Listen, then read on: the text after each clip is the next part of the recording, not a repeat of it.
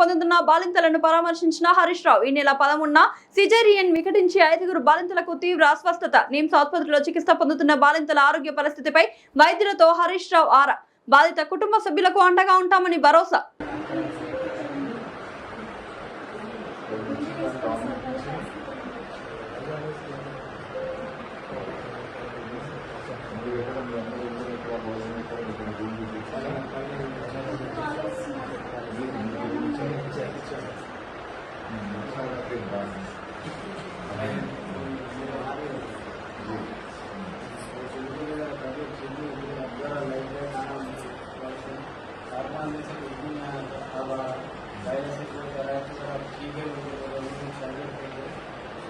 बड़ी